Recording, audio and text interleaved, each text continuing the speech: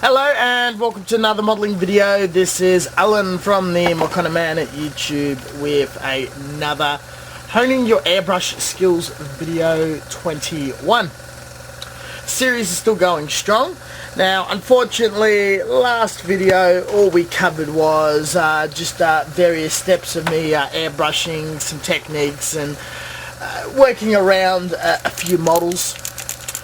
And I hope that was very informative and whatnot, but I came across an issue at the end of the video where I started getting a strange fuzz across the paper. Changed the nozzle is exactly the same. Now what I did not do properly was I did not add the nozzle correctly and put it tight enough. There was a slight air leak, and what I should have done is with the one finger technique on the wrench is tighten it.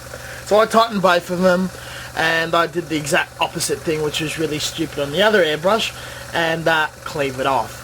This one is finally working now, and I've also re-greased the crown, which I also neglected, and it's working quite well. So to show that things are all good, we will spray some lines like we did last time. So we'll see how we're going.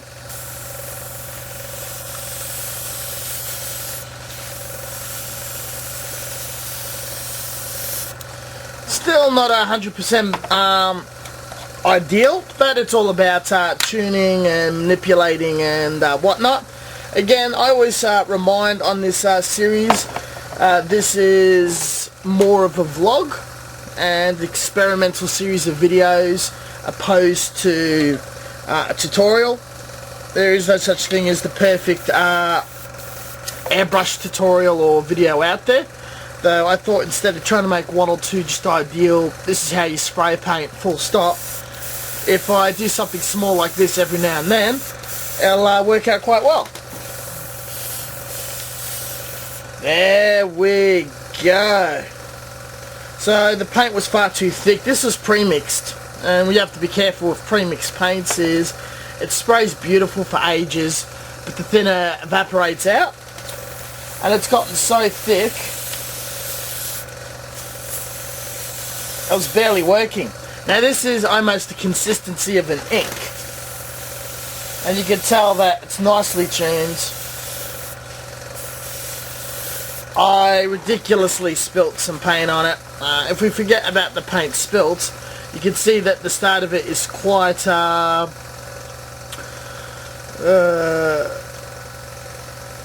grainy, spluttery, crappy. It's very thick paint trying to go past the needle. It's virtually drying on the needle, and then it just gets finer and finer and finer.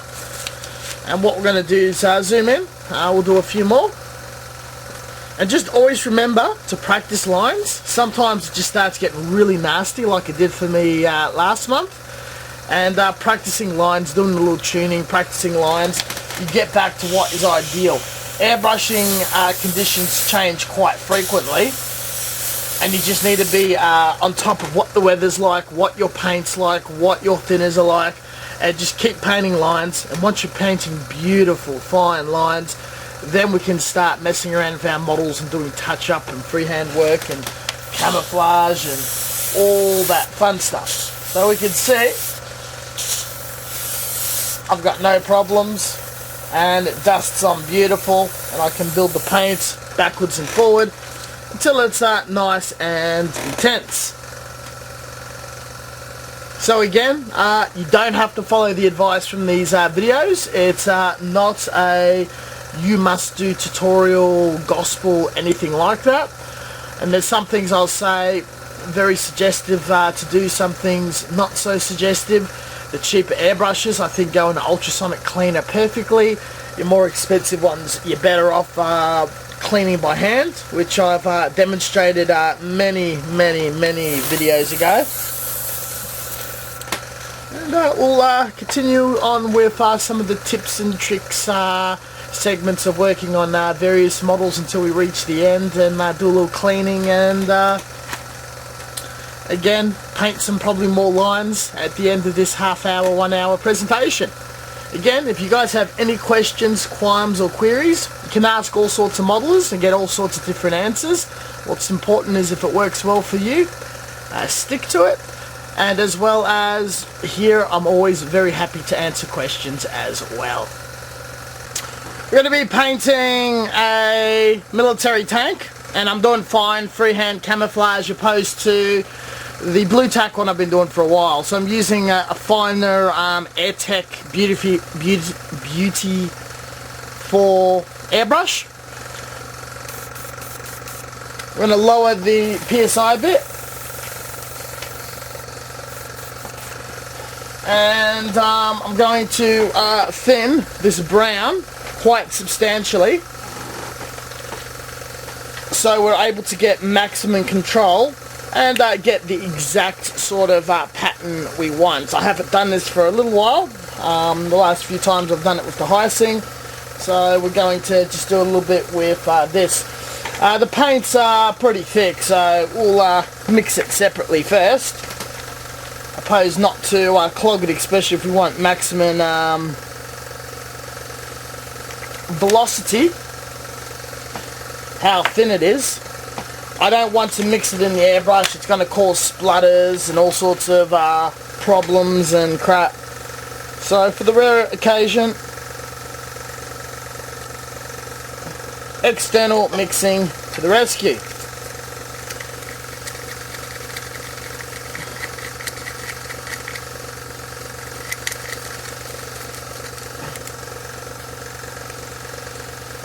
All goes in there, and I need a bit of a test piece. This tissue will do, and that is beautifully fine. That is the power of a far more expensive and superior airbrush. So I'm going to put the reference material behind me, but not in a way that's going to fall over and cause problems. Not so much for you guys, but actually looks very good in the camera shot, but more so for me, so I can get loosely a very, very nice pattern. The majority of the spraying is going to be on the top and the sides of the hull, so I can hold the... Now, it's a bit watery, so we can either try to drop the PSI. So now we've got a slightly thicker consistency, and what I'm able to do is outline and thicker certain lines. So if I want to go for a certain pattern,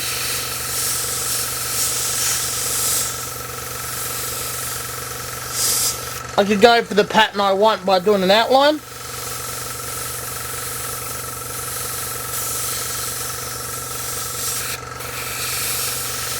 And then colour it in.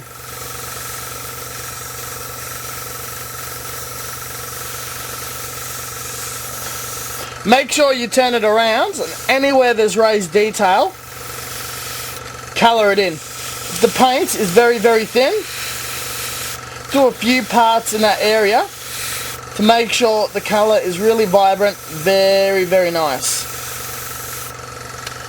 We'll try another area. I want to just build up a bit of volume there, and we'll do a little pattern here. So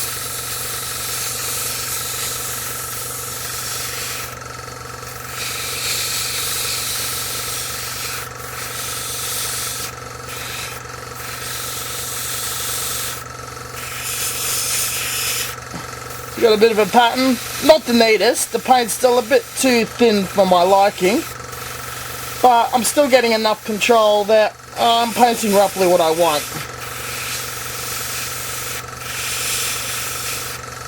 There we go, we've got a bit of a puddle going on there of colour, and we could go over later on with yellow and whatnot. I'll do the jet bubble stream occasionally, blast out a heap of paint, free up the nozzle a bit.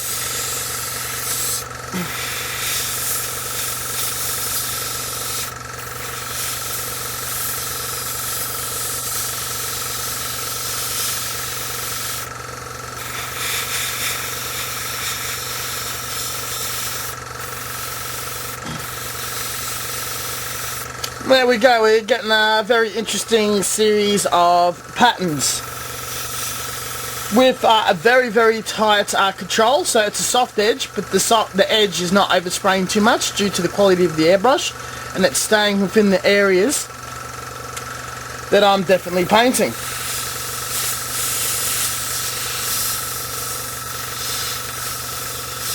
If the paint was a bit thicker, you'd have a little more control, but it's good enough for me.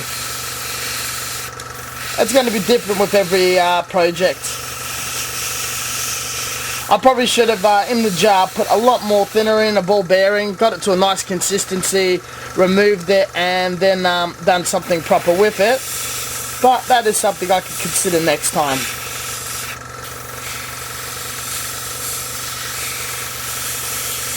Just doing small lines here and there.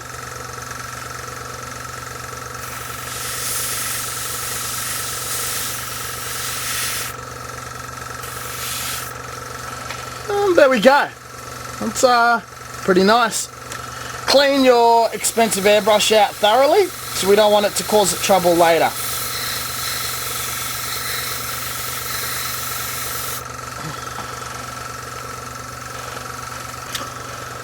Now I've got a bit of sand, and the wheels got that bit of a sand colour, so we're just going to colour them in freehand. Yet the background is still going to be green.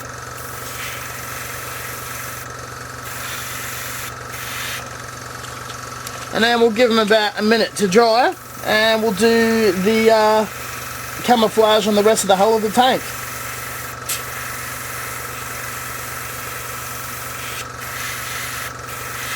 And I'm only spraying right directly on the wheels itself, so that came out quite nice.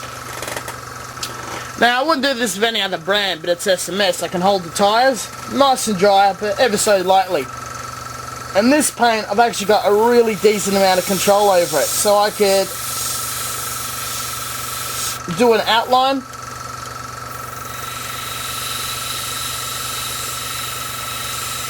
and follow through with the pattern.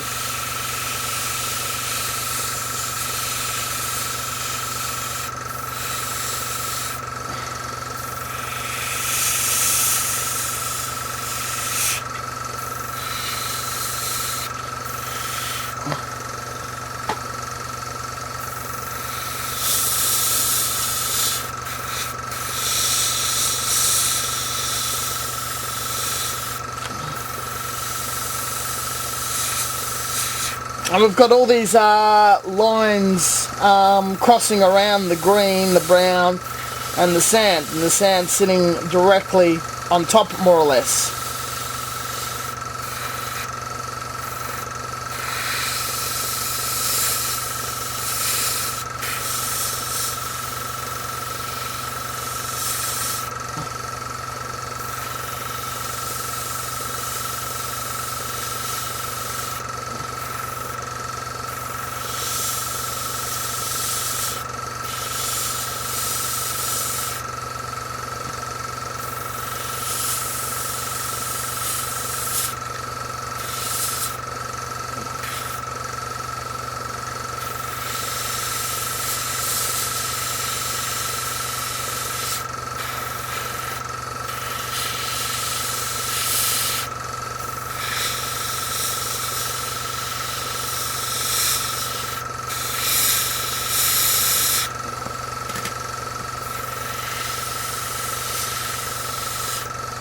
And the overspray is very tight. It's still quite soft, yet not too harsh. As long as you keep the spray really close to the kit.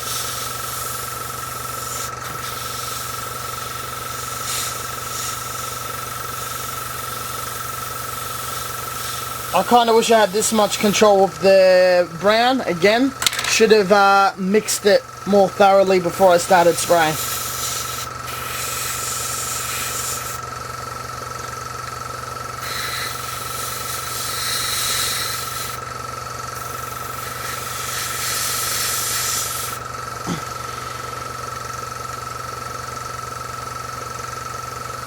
And yeah, I think that works out quite lovely.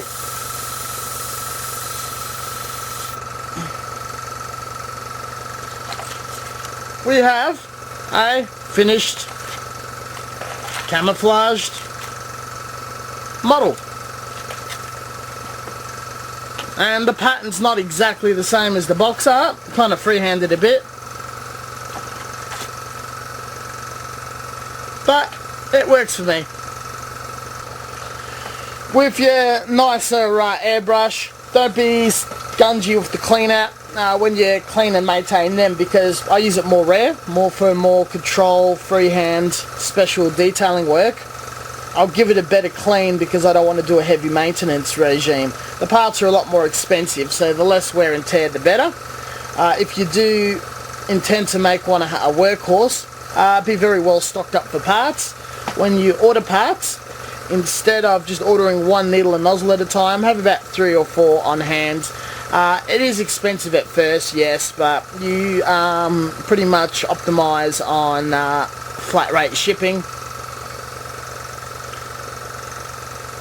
But at the same time, if you do choose to make these your workhorse, the convenience of cleaning it every time is so much quicker, so much faster, so much more enjoyable just to its smoothness and nice engineering. Rarely needs a soak, so that means the seal's generally going to last almost for the career of your modelling. But yeah, play it by ear and make sure you always got a good source of spare parts.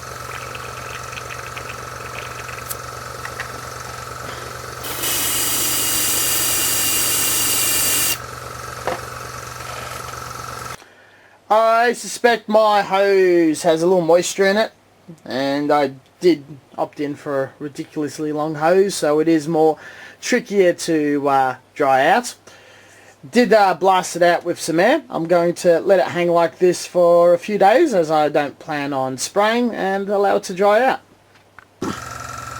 So we're looking at a scratch built components, and it's all marbled from different type of putty and glue and all sorts of goodies, and it looks really good, but there could be some underlying hairline fracture faults or pits or holes where we're going to put a finer putty, sand it again. So this layer of really fine primer is going to frost the hell out of this beautiful polish job, but we're going to look for any underlying faults.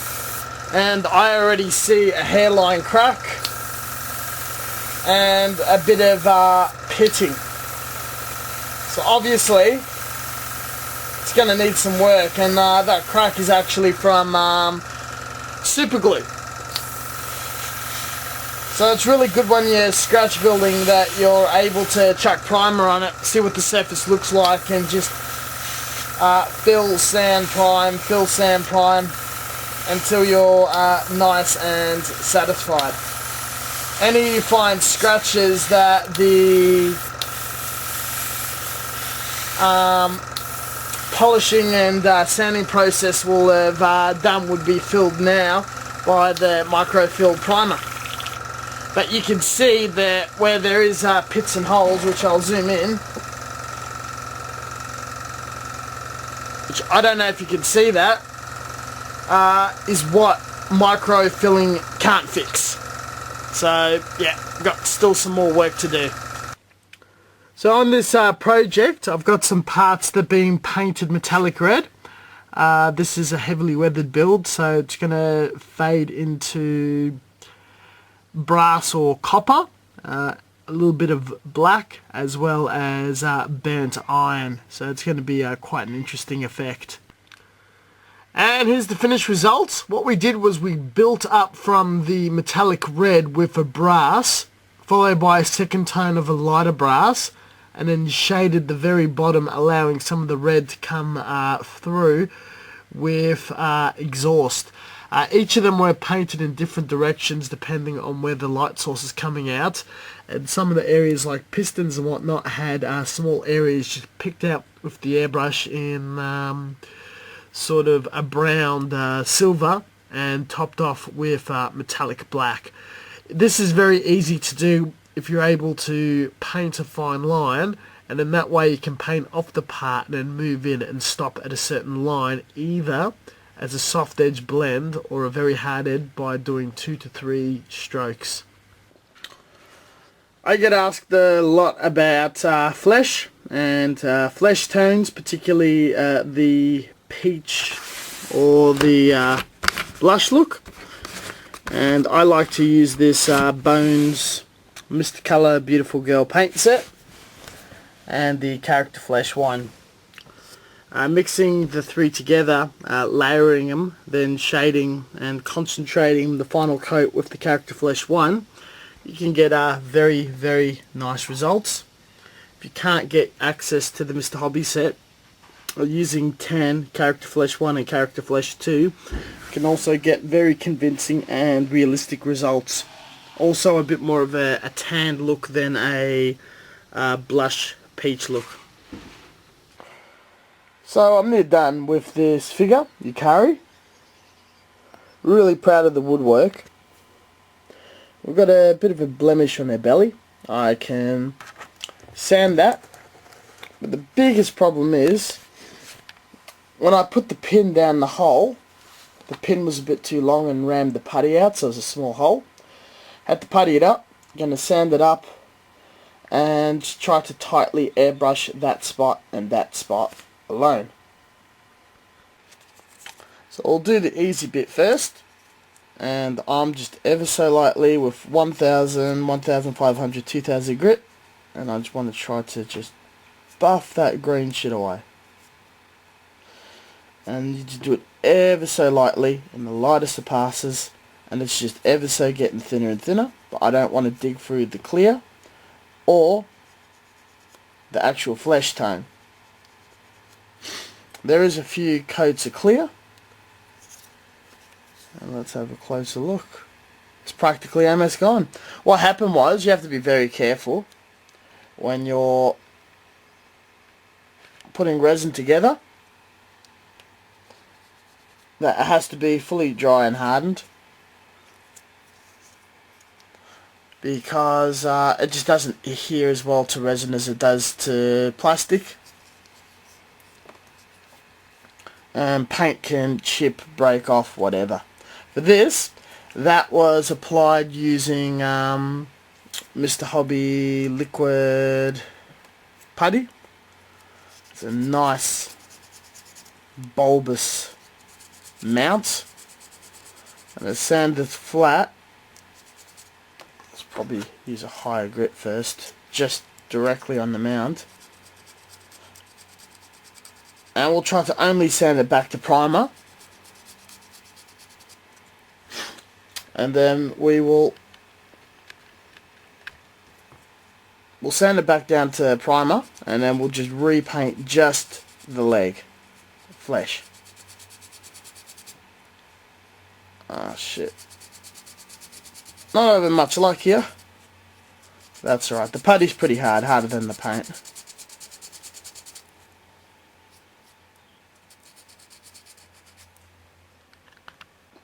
There we go. We got a lovely bulbous, big, bloody gap. And hopefully our airbrush is nicely maintained. And we're going to fill it in with the pink, and then we'll just keep dusting on white until it's flatted out. And a top coat, because there's a few bits where I applied PVA glue and it's sort of just got little patches of gloss everywhere. So I mix some blush, and it comes out quite beautifully. We've got the figure, and nice and close.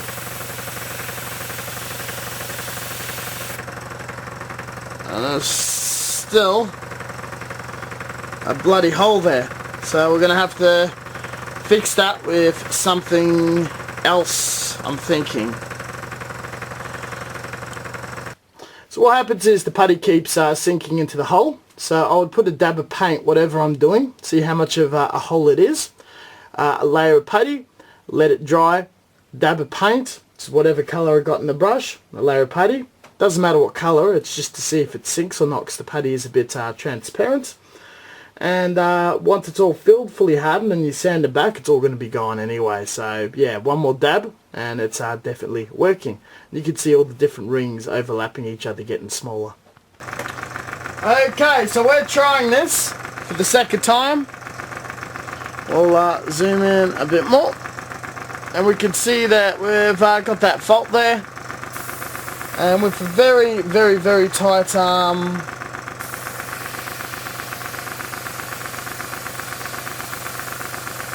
point, we colour it in so it's just all pink. Then we're going to go with the next colour and a bit of matte. Now we've got character flesh 1, and we're just going to colour in and shade in that area.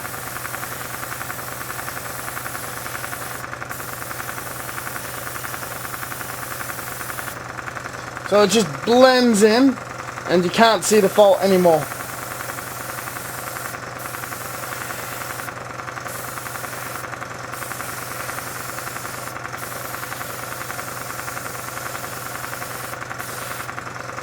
And there you go. We have a fixed leg. Just a bit of matte and away you go. Now you can make colours by mixing 2 colours, putting in a pot and spraying it. You can also make colours by laying down one thickly. I've got this green, I want to blue it up. So I've got a bit of field blue in. And you just dust on tiny amount. 1 to 2 passes. So it's still mostly green, but it's got a bit of blue. Now the beautiful thing is you're not going to catch all the angles or surfaces, so some green's going to come through really, really solidly, and that's just going to give it a bit more depth. In some areas you won't go as heavy, and that is just going to lead to an interesting model tone-wise. So there we go. That's changing the tone by having one undercolor and building up more paint on top. Really good for weathering. If you've got a solid green or something, you get like a light brown dust color and just ever so slightly shade it on, and then build up in small corners and bottoms. That works beautifully too. Now we're going to do a bit of shading. So I've got dark green, and I'm only going to paint the bottom bit solid and build up anywhere where there's any shadowing. Now there's going to be the paint's drying. There's going to be a build up at the top edge going down where light won't land on it too easily, or with a 0.3mm airbrush you highlight the very top and then you just shade down.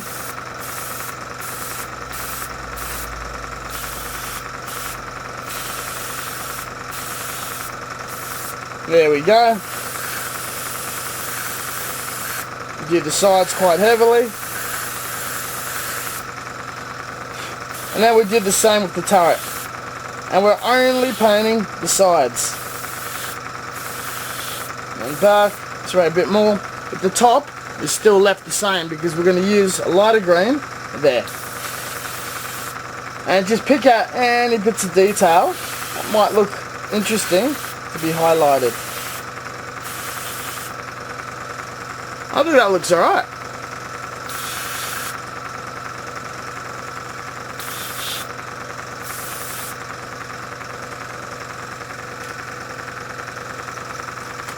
Very top, instead of highlighting the whole thing, we're just going to colour in little panels. So it's not solid, so there's like signs of rivets or lines or something. Colour in each of the panels. And then we see if we can make it a bit more intense.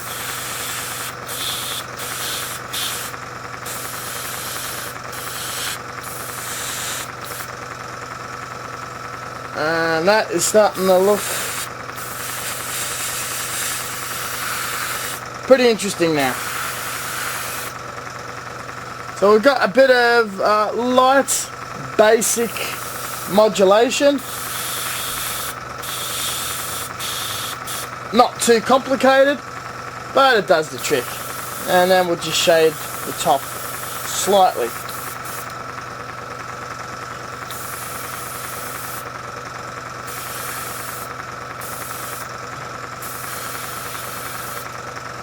Done. You can spray off the models for more effect. Now last, with a bit of dust or sand colour, very far at an angle, and we just light it up, give it a bit of weathering, concentrate at the bottom quite a bit, dust in the bottom a bit, and it just looks like that there's just a little bit of debris building up. Go back and dust on a bit more, and it just adds like a bit of stuck dirt and debris to it all. There's a peg in the way, so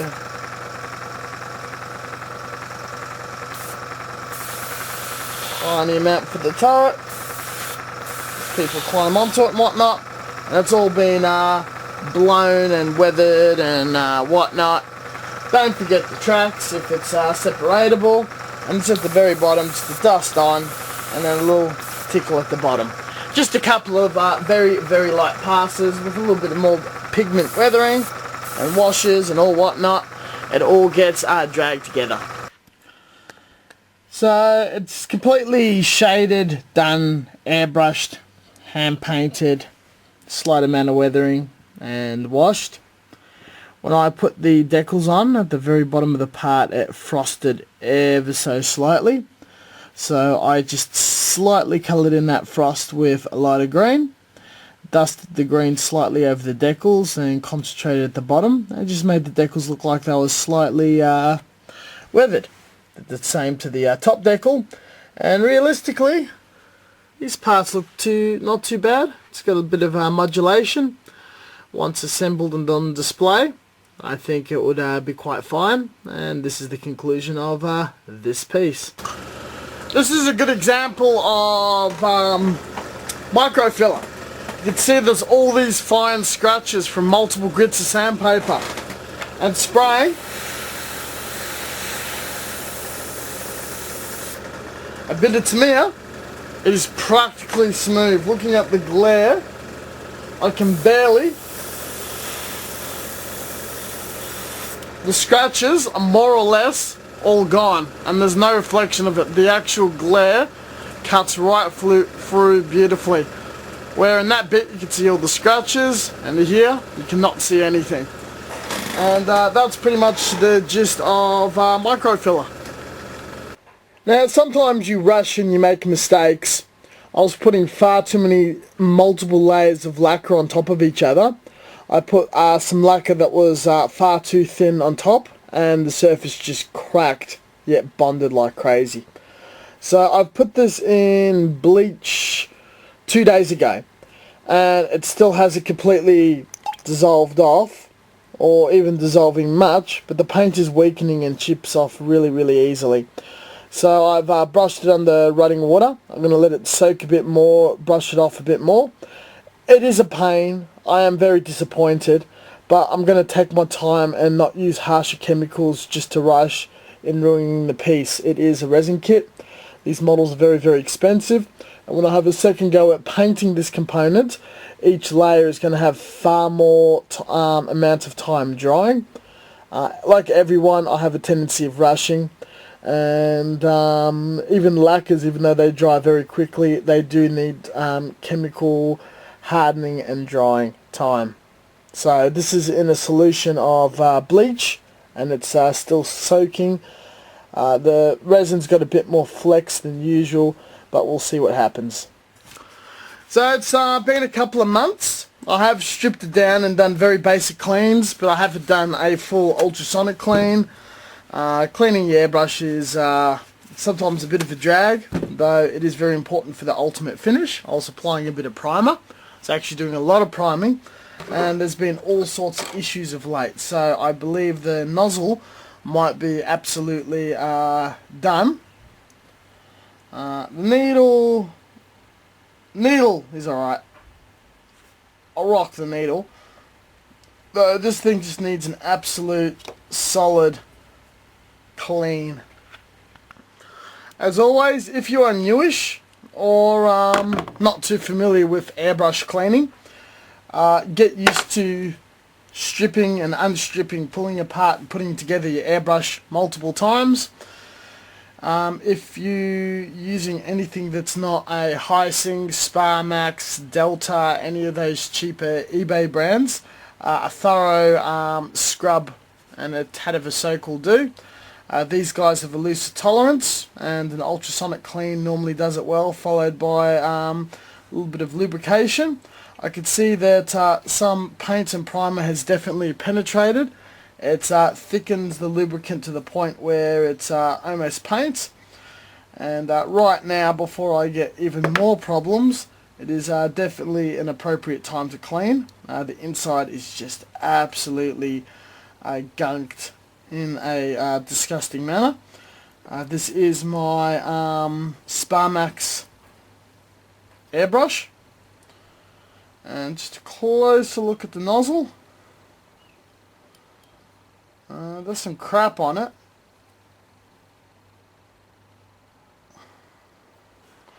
Put the needle in, see what happens.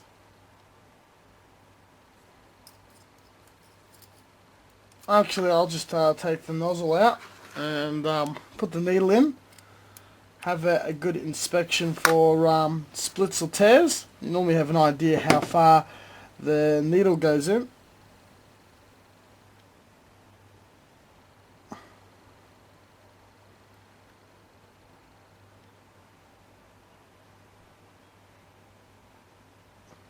I think the nozzle might be split. I'm going to put on another nozzle.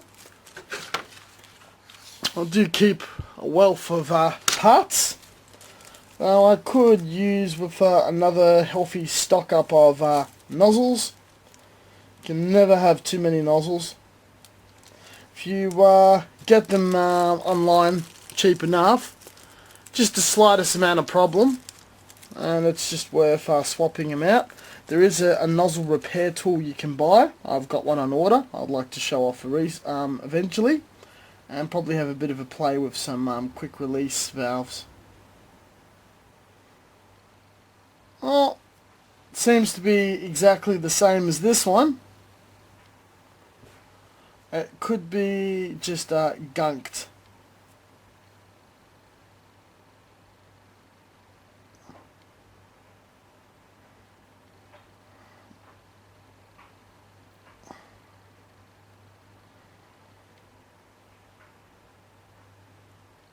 I'm just scraping my fingernail up through the needle to make sure it's absolutely straight, and we might hone it after we put all the parts in here. So body, nozzle, that's actually the wrong nozzle.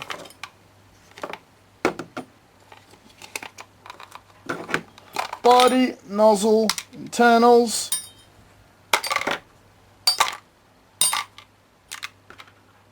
Those bits don't need to go in.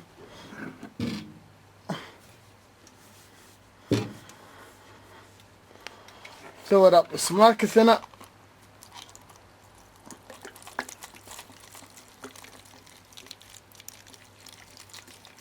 And we'll chuck her in the ultrasonic cleaner.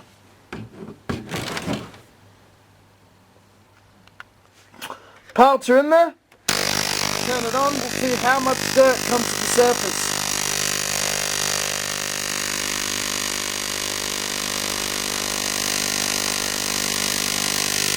This may explain some of the troubles that I'm having. This is starting to fog up a bit. That means the bleach is finally reacting to the paint. Might give it another scrub and see what happens. 5 minutes and we just achieved British World War II poo brown. So we'll let that soak for a tad longer. And with our soaking pieces, most of it's come off. I'm going to let it soak for a few more hours and I'll take the rest off with high grit sandpaper. So we've got a clean airbrush now. And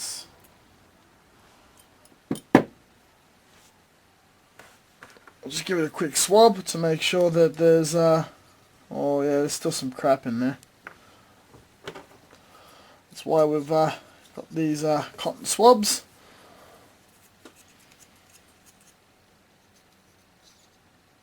Make sure we get the last of the sludge out.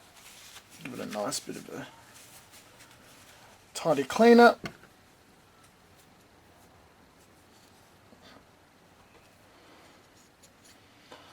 It's just really good to get in the habits of just being that familiar with the inner workings of your airbrush that the chances of future clogging is going to be so low it's not funny. And that's a lot less crap in there. So we'll just poke this through and see if there's anything in the vital airways.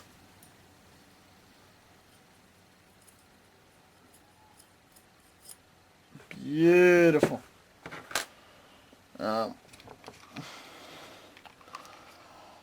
Man, there's actually like silt at the bottom of this. I've seriously neglected badly. I actually haven't had this in this poor condition since I've done this series, so I'm a bit ashamed of myself. And you know, pulling the bits out when the thinner drains out into the toilet paper, it's just leaving a royally bad mess.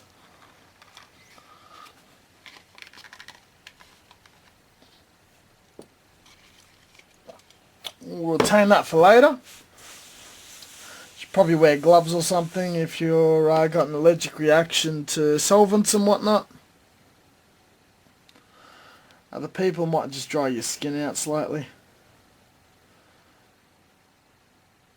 Yeah, I cannot see a tear in the needle. Sorry, the nozzle. The needle, I'm just going to give it a bit of a rub.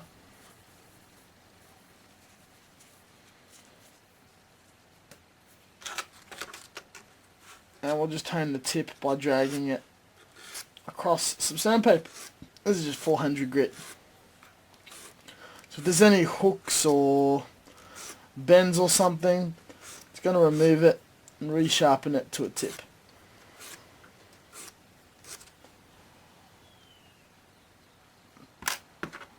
Beautiful.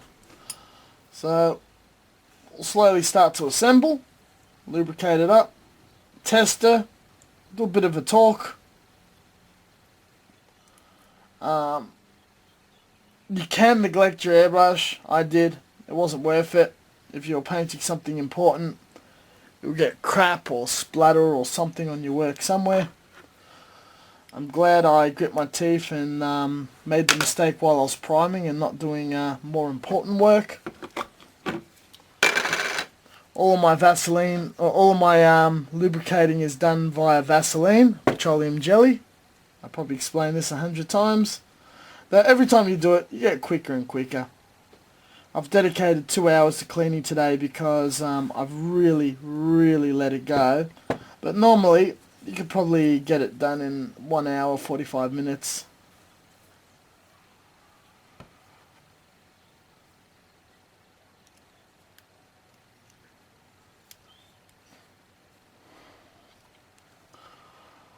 And in theory, it should flow smoothly, should spray smoothly. I'll be able to get fine lines, beautiful detail, nice work, no cross-contamination. If I was doing anything other than lacquer, if I was doing a series of acrylic, or God forbid Vallejo, there is no way that this manky airbrush would have allowed any of that to pass. Lacquer is just a lot more forgiving. So, just because you see me doing this, neglecting it, or being a bit blasé, and you think you can imitate it with Vallejo? Yeah, no way in hell. Not possible. So, but the more often you pull it apart, put it back together, assemble it, test spray, and it works and it's in the ultimate condition, the more familiar you are just generally with your airbrush. It's just doing it so often that you can strip an airbrush and put it back together in a heartbeat. Sometimes when I go to workshops or my friend's place and they got an airbrush problem and I just strip it, find something, clean the blockage, assemble, and have it spraying within, you know, a period of 15 minutes or something, people are just blown away. And that's just by practice. That is not a special skill by all means necessary. And again, for those who are just joining us this late in the series, this is a DH103 airbrush. It is an obsolete model. They are not manufactured anymore, even though they are still being sold. Yeah, some of the rancid lubrication is still in there, but it flows very, very well. After more regular maintenance and more regular ultrasonic cleans, eventually that will come out, but as long as it's still funky fresh, that's all that matters. I'm going to get the right configuration of the components, grease them up a bit, and yeah, the more often you do it, the more rewarding the experience is when you have to do very, very quick field repairs, modifications, changing, ordering of parts, and being able to use an airbrush where parts is really easy to come across. Sterner and Hardbeck and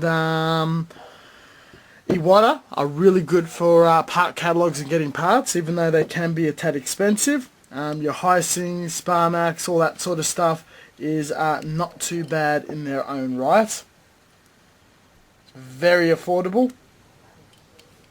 Other brands, Pache and more unknown mobs, be very careful if you can't get a source of their stuff online or offline.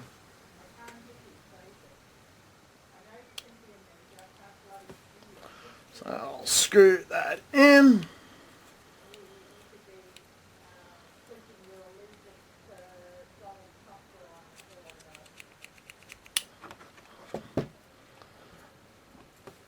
Sounds like someone in the other room is pledging their allegiance to Donald Trump.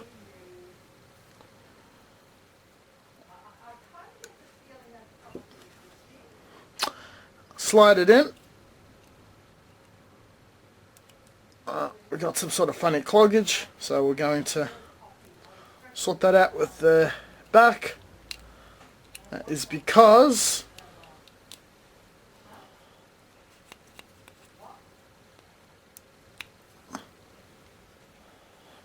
the tongue hasn't fully set in properly.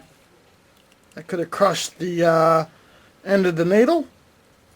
Straight in. Needle nut.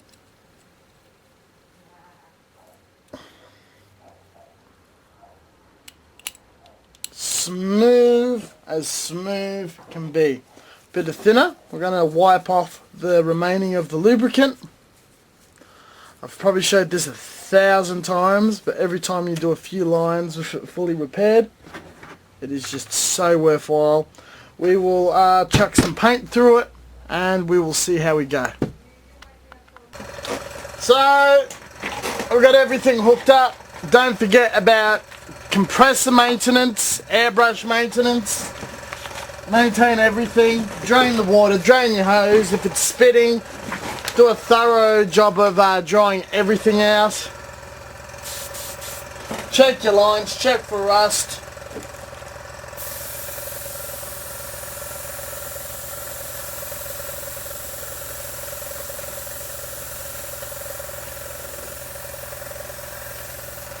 Gonna go for 13, 14 PSI. Chuck some crap paint in it. Got some Plamo colour. It's pre-mixed crap. Not very good paint.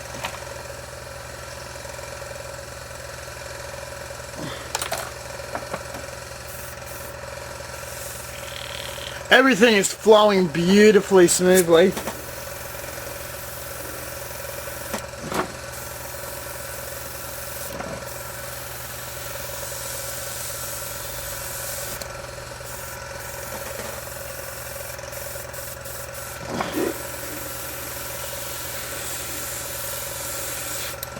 There is a slight amount of splattering, but this is mostly because the needle and nozzle is probably very close to having it.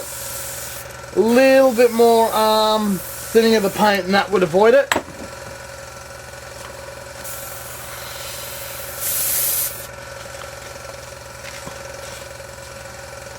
We'll practice the lines.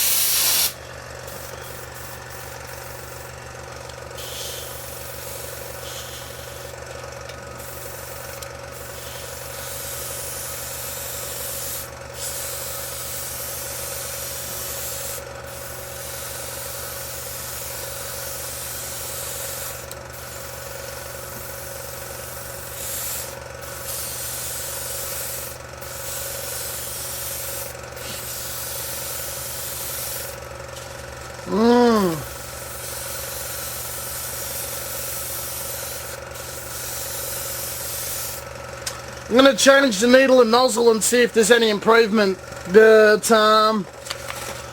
that is not very good. Not too happy with that.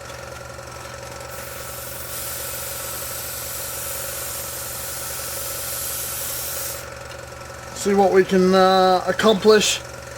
I'll just try a little thinner and see what happens. By the looks of it, my test paint is starting to thicken up a bit, but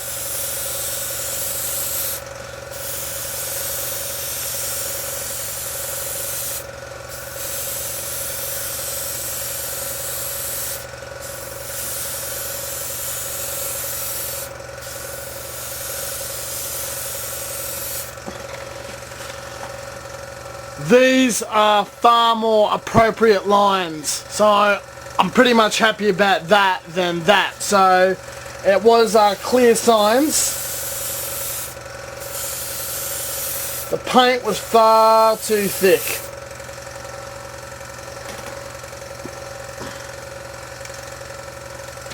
Last paint test, we'll do a bit of the tank. Paint's really, really thin, and you build it up in layers. And unfortunately the undersiding is very contrasting. This is why we have a mono primer, to prevent what's happening there. And if you want to practice some sort of neatness or something, you can choose a panel.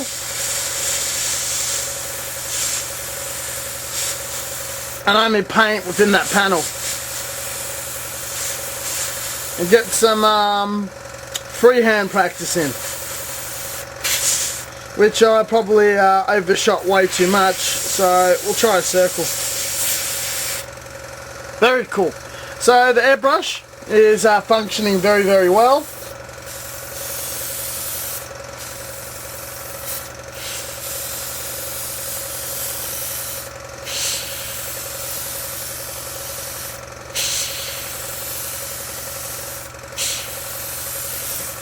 Remember, practice monthly, maintain your airbrush monthly, get some paint in it, get some paint on paper, dismantle it regularly. The more you handle, the more you play, the more you work, the more you play with putting down layers, doing effects, different colors, metallics, high gloss, wet coats, dry coats, effects where you're making it fade, gradient spraying.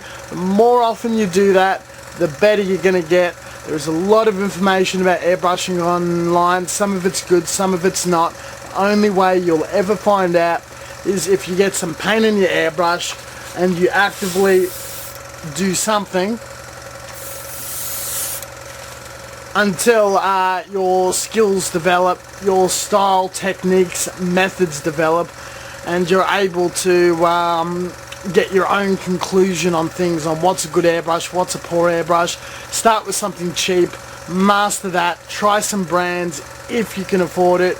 If you don't have any desire to move from a cheap airbrush, that is also completely fine. Thank you very much for watching. As always, until next time, stay tuned for further content. Don't get lazy like I did, especially if you're using other types of paints, but just resetting your airbrush to 0 and getting everything spraying beautifully, and your cap is not flooding and your needle is nice and straight and honed. All is good. I did not need to replace any parts, even though I thought I did. I just had that much encrusted paint in it for poor maintenance. Catch you guys next time. Happy airbrushing, and do some form of airbrushing every single month. You'll get good at it. Scott Taylor, Goes to Zion, is pushing his paints. He's doing a demonstration like every other week, and I assure you his painting is getting bloody good.